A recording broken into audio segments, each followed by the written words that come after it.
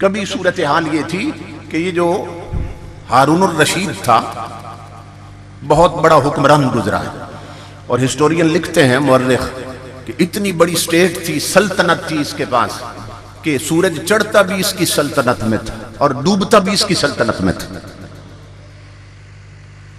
हमारा तो एक छोटा सा पाकिस्तान है ना, उसकी इतनी बड़ी सल्तनत थी कि बादल के टुकड़े को देखता था तो हारून रशीद कहता था ओ बादल के टुकड़े, जिस जमीन पे मर्जी है जाके बरस, जहां भी बरसेगा वहां मोहम्मद अरबी के गुलाम की हुकूमत होगी और उस जमीन का खराज मेरे खजाने में आएगा। इतनी बड़ी सल्तनत का हुक्मरान है, मगर अल्लाह ने बीवी कैसी दी है? मलका जुबैदा। मलका जुबैदा इसने अपने जाती खर्चे पर इसने 300 लौंडियां खरीदी थी। 300 लौंडियां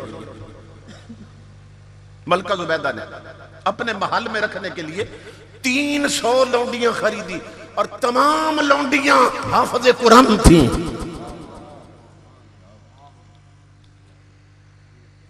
उस वक्त बादशाहों के महल्लों में भी हुजूर का दीन था, आज गरीबों के महल्ले में भी नहीं रहा।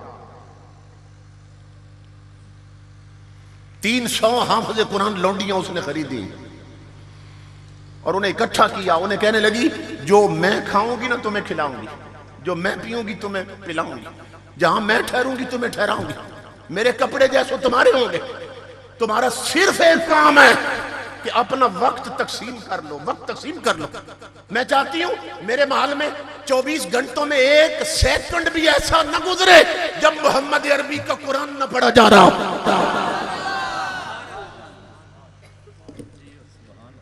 ये सूरत है। 24 घंटे घर में है मलका और इतने बड़े हुक्मरान की बीवी है कि सूरज चढ़ता भी जिसकी सल्तनत में और डूबता भी जिसकी सल्तनत में। गैरत और शर्म और हया का हाल क्या था? एक दिन हारून रशीद आया ना घर में, देखा तो इसने सर के साथ दुपट्टा बांध रखा है। पहले उसके सामने बेतकल्लुफ बैठ जाती थी, जाहिर है उसकी बीवी जो थी, दोनों तन्हा बैठते तो उसके सर से दुपट्टा उतर भी जाता था, सिरक भी जाता था। लेकिन आज उसने देखा कि उसने दुपट्टा बांध रखा है सर के साथ। वो हैरान हुआ, उसने कहा जुबैदा आज सर पे दुपट्टा क्यों बांध रखा है? वो रो पड़ी, रो कर कहने लगी कि मैंने आज उस तरह के साथ अपने सर के सारे बाल मुड़वा दिए, उस तरह फिरवा दिया, सर के बाल जड़ से मुड़वा दिए। वो बहुत हैरान हुआ। हारून ने कहा ये क्या जुल्म किया तूने? कितनी लंबी जुल्फे थी, कितने लंबे प्यारे बाल थे। कोई औरत अपने बाल भी यूं मुंडवाती? ये तूने क्या जुल्म किया? वो रोने लग गई, कहने लगी बादशाह वो मेरे सरताज, मुझसे पूछ ऐसा क्यों किया? बाल मुझे भी बहुत प्यारे थे, लेकिन आज मैंने गुस्ल किया था, मैं महल की छत पे चली गई थी धूप में अपने बाल खुश्क करने के लिए। मैं धूप में अपने बाल खुश्क कर रही, दूसरे किसी छत पर एक गैर महरम खड़ा था, मुझे नहीं मालूम था, उसकी इन बालों पे नजर पड़ गई थी, उसकी इन बालों पे नजर पड़ गई थी गैर महरम की। मुझे गैरत आ गई कि जिन बालों पे गैर की नजर पड़ गई अब ये मेरे खामद के काबिल नहीं रहे।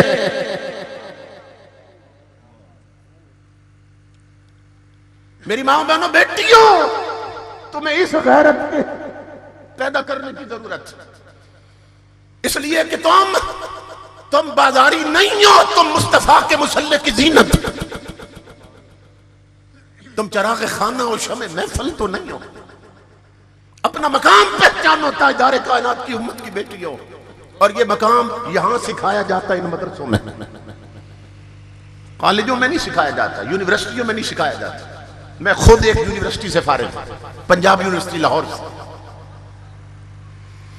वहां तो यह था कि सिर्फ डिग्रियां लेने के लिए, क्योंकि को एजुकेशन है, मखलूत तालीम, तो वहां डिग्रियां लेने के लिए एमए इस्लामियात कर रही हैं, इस्लामिक स्टडीज में मास्टर की डिग्रियां लेना चाहती हैं। यहां तफसीरें और सर पे दुपट्टा नहीं है।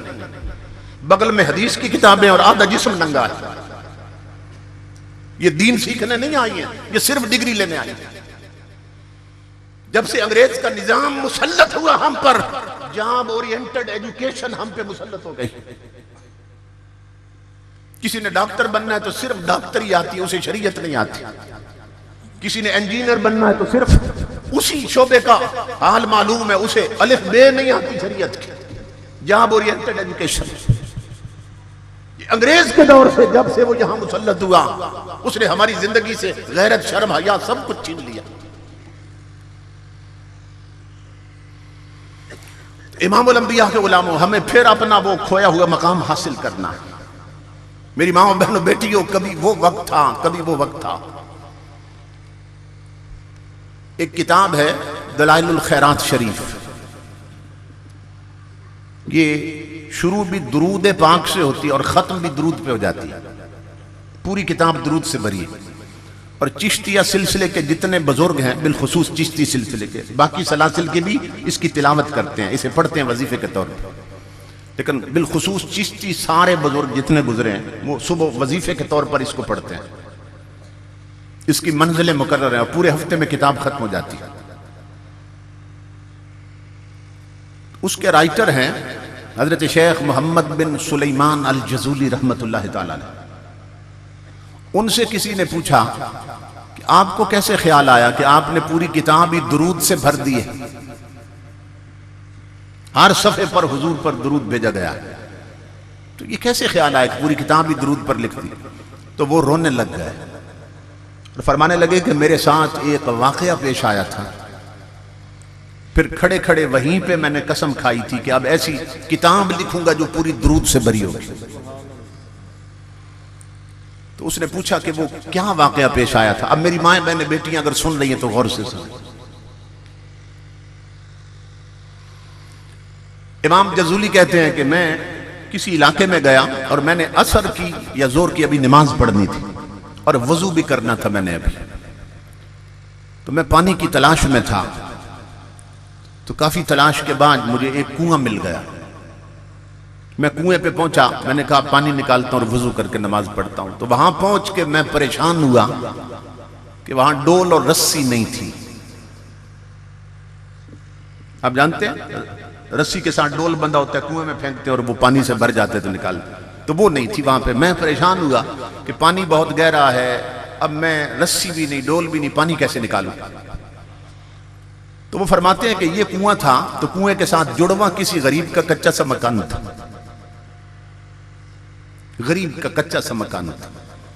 उस मकान की छत पर न 7-8 साल की बच्ची खेल रही थी, उनकी छोटी सी बच्ची खेल रही थी। उसने खेलना छोड़ दिया, मेरी तरफ देखा और मुझे पूछने लगी, मन अंत, कौन है आप? मैंने बताया, आना मोहम्मद इब्न सुलेमान अल जजूली।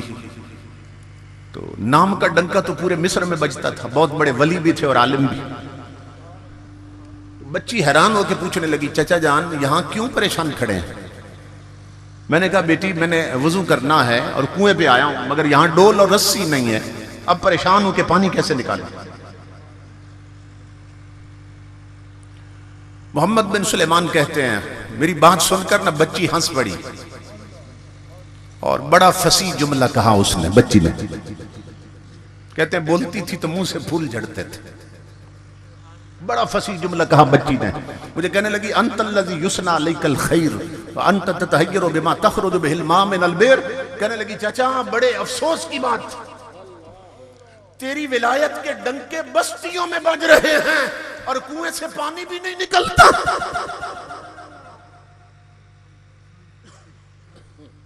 आप फरमाते हैं, मेरे ज़हन में ये बात आई कि इस बच्ची ने शायद मेरी बात समझी नहीं है। मैंने फिर दोहराई बात, मैंने कहा, बेटा मैंने तुझे बताया है भाई पानी बहुत गहरा है, रस्सी भी नहीं, डोल भी नहीं, तो डोल और रस्सी के बगैर पानी कैसे निकालूं? कहते हैं वो बच्ची छत से नीचे नहीं उतरी, ये कुआं था ना, वो छत पे ऊपर से झुक गई कुएं की तरफ, ऊपर छत से। मुझे हंस के कहने लगी, चाचा मैं बताती हूं पानी कैसे निकालना। मोहम्मद बिन सुलेमान कहते हैं, लोगों अल्लाह की इज्जत की कसम, उस बच्ची ने कुएं में थूक दिया, अपना थूक फेंक दिया। मैं अंदाजा नहीं कर सका कि थूक नीचे पहले पहुंचा या पानी उछल के पहले बाहर निकला।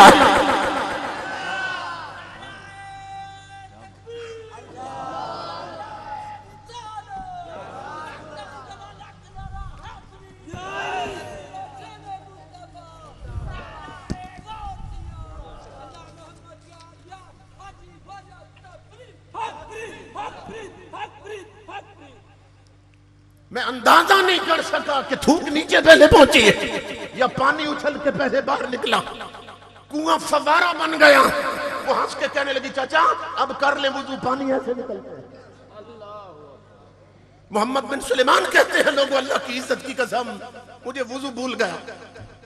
मैंने यूं हाथ बांधे, मैंने कहा उक्सिमो के बिल्ला बिमान इल्तिहादिल मंजिला, ओ मेरी बेटी अब मैं वुजू बाद में करूंगा, पहले मुझे ये बता इस छोटी सी उम्र में इतने ऊंचे रुतबे कैसे पा लिए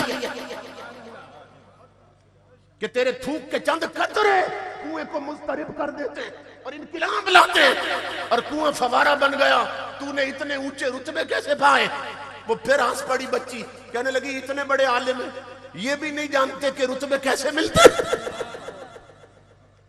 मैंने कहा मैं तेरे मुंह से सुनना चाहता हूं, बता। कहने लगी चाचा अगर मुझसे सुनना तो फिर सुन, वल्लज़ी नफ्सी बियदिही बिकसरति सलाति अला नबी सल्लल्लाहु अलैहि वसल्लम। चाचा मेरी छोटी उम्र न देख, इस छोटी उम्र में भी मैं हर वक्त अपने नबी पे दरूद पढ़ती रहती हूँ। या रसूलल्लाह, या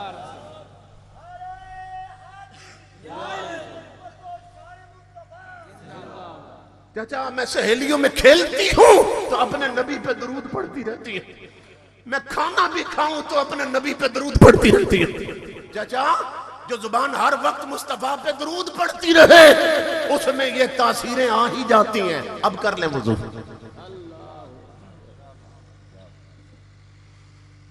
इमाम उल अंबिया के गुलामों हजरत मोहम्मद बिन सुलेमान अल जज़ूली कहते हैं मैं गया ना पानी की तरफ कि वुजू करूं, कुआं फवारा बना हुआ था। मुझे लड़की ने फिर आवाज दी, कहने लगी चाचा जानते हैं वो कौन है जिन पर दरूद पढ़ के ये रुतबे मिलते हैं? मैंने कहा मैं जानता तो हूं मगर तेरे लफ्जों के कुर्बान जाऊं, लगता है पहचानती तू ज्यादा है। मैं जानता तो हूं उन्हें, मैं तुझसे सुनना चाहता हूं, तू बता वो कौन है। कहते हैं उसने फिर फूल झाड़े जुबान से, कहने लगी चाचा वो है इज़ा मशा फिल बर्रिल अक्सर तअल्लक़तिल वहुशु बिअज़यालिही, कि वो इतने करीम हैं कि अगर मैदान में भी चले जाएं तो वहशी दरिंदे झाड़ियां छोड़कर उसके दामन रहमत से लिपट जाते हैं। चाचा वो हैं कि वहशी दरिंदे भी जंगल के उनके दामन करम से लिपट जाते। अब कर ले वुज़ू। मोहम्मद बिन सुलेमान कहते हैं वहीं मैंने खड़े हुए कसम खाई थी अब ऐसी किताब लिखूंगा जो सारी दरूद से भरी होगी। तो मेरी माँ बहनों बेटियों तुम्हारे हाथ में नावल नहीं चाहिए, तुम्हारे हाथ में ये दरूद की किताब होनी चाहिए। तुम्हारे हाथ में टच मोबाइल नहीं सजते, दरूद की किताबें होनी चाहिए। तो मेरा ये ऐलान है और गुजारिश है सबसे कि खुदा के लिए अपने घरों में ऐसी किताबें रखो, ऐसी किताबें रखो। और अगर माएँ बहनें बेटियां उसका विर्द करना चाहें तो फिर ये है कि ये भी खुशखबरी सुने कि उस किताब में वो दुरूद भी लिखा है जो वो बच्ची पढ़ती थी। असल एसेट हमारा और सरमाया ये किताबें, दीन है, कुरान है, शरीयत। मैं सरगोदा में खिताब कर रहा था, सरगोदा के इलाके में, तो एक बुजुर्ग रो रहे थे, यही बच्ची का वाकया बयान कर रहा था।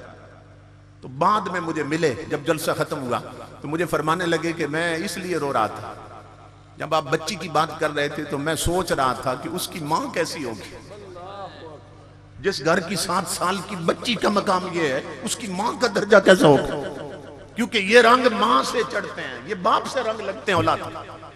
अगर माएँ टीवी पर इंडिया की फिल्में देखें और बाप बाजारों में आवारागर्दी करें तो पैदा होने वाले बच्चे डिस्को डांसर बनते हैं, रब रसूल के बागी बनते हैं। और अगर माए तहज्जुद गुजार हो और बाप मुसल्ले की जीनत बने रहे तो पैदा होने वाले बच्चे कोई मेर अली शाह बनता है, कोई सुल्तानुल आरिफीन बनता है, कोई गरीब नवाज बनता है। इसलिए मेरे भाइयों अपनी औलाद का रुख कर दो इन मदरसों की तरफ, बच्चों की गुत्ती में हुजूर का कुरान रखो। सबसे पहले जब बच्चा कुछ सीखने के काबिल हो तो उसे हुजूर की शरीयत सिखाओ, उसे दीन सिखाओ।